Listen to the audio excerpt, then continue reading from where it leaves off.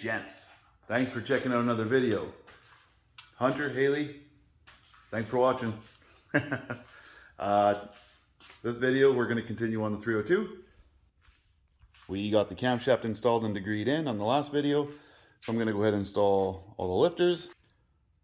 So we'll put a cylinder head on the engine, and we're going to check piston and valve clearance, and I'm also going to measure for push rod length. The lifters that we're going to be using, they're just the factory lifters for hydraulic roller setup on these 302 Fords with your typical wishbone deal. So we're going to install those, and yeah, nothing special on the lifter side. The cylinder heads though, these are an Edelbrock cylinder head. I gotta go through them and clean them and check valve spring pressure and stuff, but they're the Performer RPM cylinder heads that are going on. So it should be a nice upgrade from the factory E7 heads. All right, so I got these Edelbrock heads on the bench. They're a little bit dirty still. I need to clean them up all the way. But I really want to know if our piston to valve clearance is good. And what else? I want to check the valve spring pressure on these. I want to know what we need to do for valve springs. So I'm going to just try to quickly do a couple of these checks. So what you want to do, I should say, you want to hit the retainers with a hammer, just to kind of break the keeper to retainer seal, so to speak. They kind of groove themselves together pretty tight. So you just got to give them a tap. Nothing horrendous, but just enough to try to break that connection that they have together. You know, they've been together for a while, so.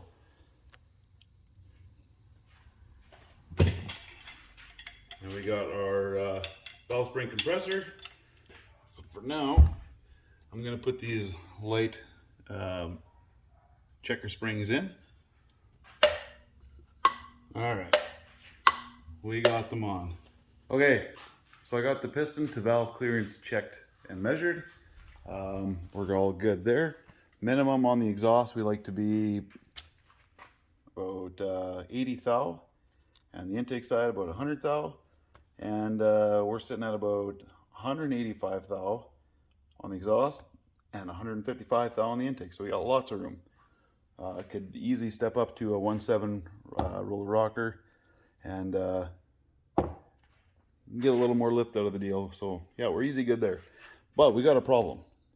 So we got two different size push rods here. So there's one that came with the cylinder heads from whoever he bought these heads from. It's a 7631. I don't know what it measures yet. I haven't checked it yet. And then he has a factory push rod that he was running in there. Okay, so if I use the factory push rod that he was running, we slip it into play. And we grab a rocker arm and we slip it on. We can see that it's definitely going to come up short. So we need longer than what he had. Okay. Now if I swap this one out for the other one,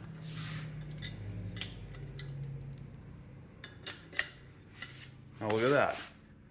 Way too long. This thing's hovering the outside edge, and it's just got that rocker arm jacked up. So this one's too long. You can see where it was riding on the other engine on the guide plates. Yeah, not gonna happen. Okay, then the next problem I have two different push rod length checkers, and this is my shortest one. It doesn't go short enough. So I need something that'll tuck in a little bit shorter to measure it. That's the other one I have, which is longer, so that doesn't help us anything. So I just need slightly longer than what this is, but not as long as what this is, so I need an in-betweener. So I will have to order another push rod length checker. So that's too bad, but hey, it is what it is. That's how it goes. Yeah, so I guess I will have to get a push rod length checker on order. Once I get that in, then I can check the push rod length and see what we got. All right, so seeing as we gotta wait for the push rod length checker, to come in. We're going to continue on. We got to set up these valve springs on these cylinder heads here. We got to make sure we got the right ones. So I took the current springs that were on the head. We got 2 of them off. Okay, and I tested them out. Oh, by the way, this is my new Rimac valve spring pressure tester. So this will be actually my first time officially using it. I also did the add-on with the dial indicator on the side. So pretty nice piece. I'm very excited to use this to set up these cylinder heads. So if I take it, first I actually measured out installed height of what the spring is going to be sitting at. So currently how they were set up on the cylinder head was 1 inch 800 thou, so 1.8 inches. So I got this thing zeroed out for that. So if I go ahead and test the pressure on here, okay, right there. So we're only about 115 pounds on the seat. So that's not a lot of spring pressure. So let's see what we would have at full lift here. Right there. So we're about 275 pounds at open pressure. Now, if you know anything about valve spring pressures and to match with your camshafts, these valve springs are set up for a hydraulic flat tapped cam. Excuse me. And we need to set these up for a hydraulic roller camshaft. So what I actually have some Beehive springs I got from Alex Parts. And originally we got these springs to go into the factory E7 heads. I'm going to see if I can't get them set up in these Edelbrock heads. So we're going to play with that a little bit. Looking at the cheat sheet here that came with the springs, it's saying seat load 150 pounds at 1.75 inches. So we're going to test that. So I'm going to put this in. We're going to go ahead and reset this guy, and I'm going to bring it to 1.75 inches, and let's see what kind of spring pressure we get.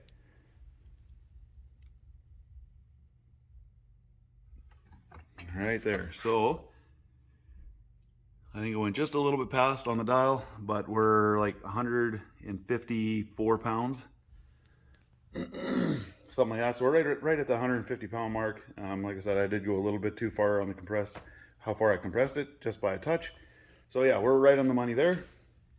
And if we look at open, let's say we're shooting for 500 lift, we should be about 340 pounds. All right, so we're just gonna go ahead and reset that. And we're gonna try this now. Excuse me. We're gonna go, all right, so it's just about our seat pressure there. So 1, 2, 3, sorry, 4, and 500. So as you can see, we are right at 340 pounds at 500 lift, or half-inch lift.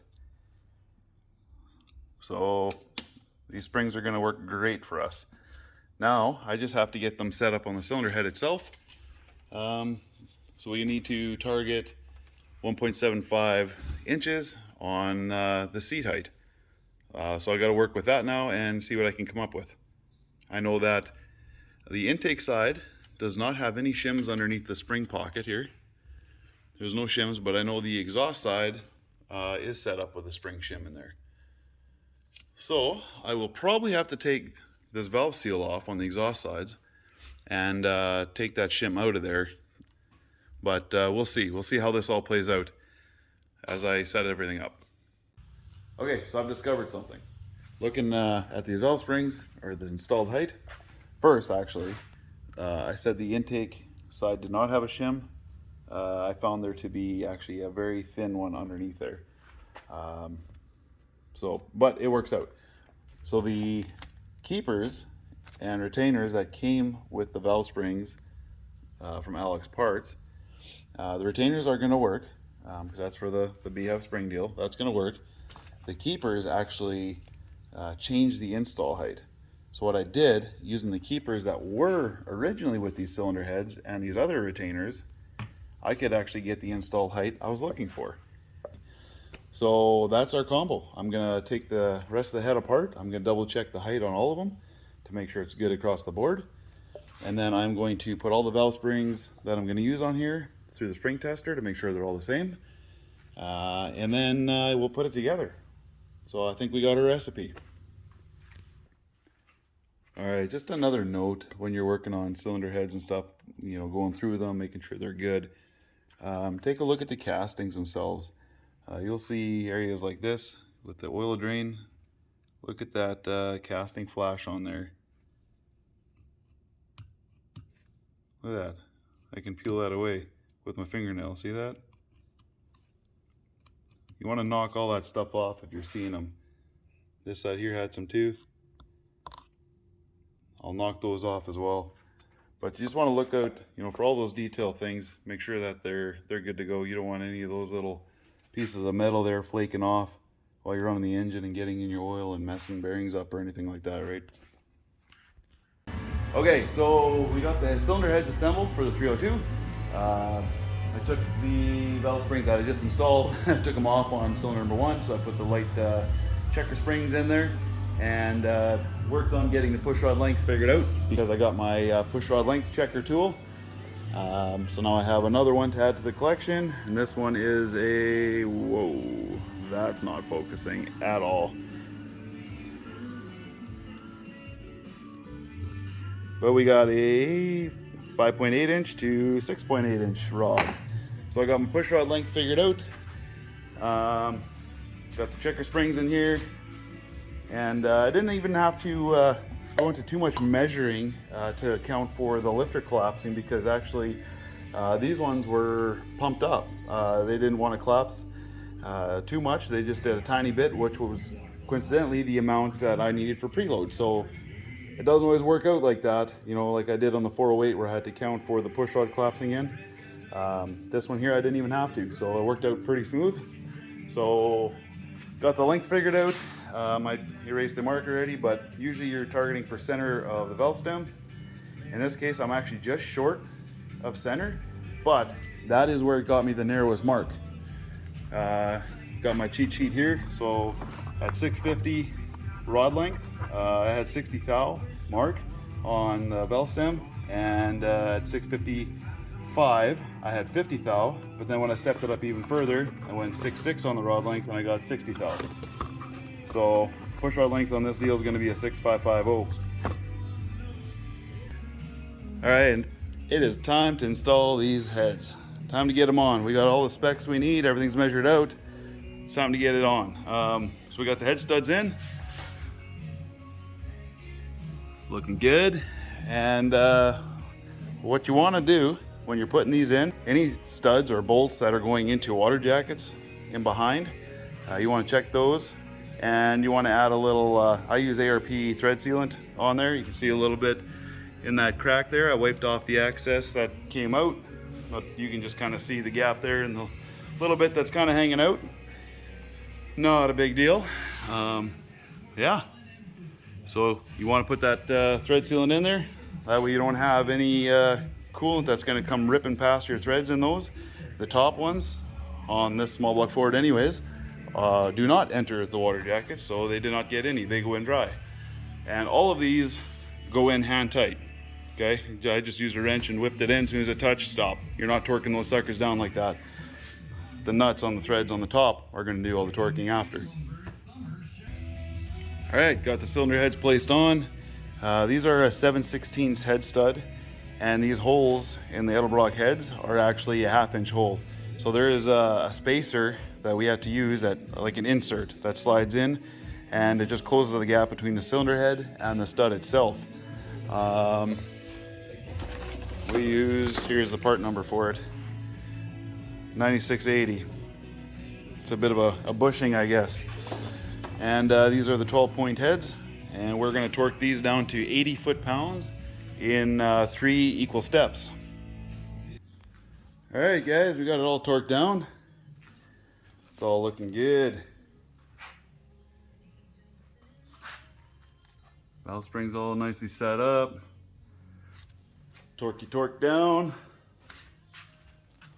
Ready for the next step. I got the push rod length figured out as we talked about earlier, so we got to get those ordered in. Once we got those in, we can finish up with the valve train and get the top end done. So the next steps, I guess we'll start with the front and the bottom here and get the rest of that going.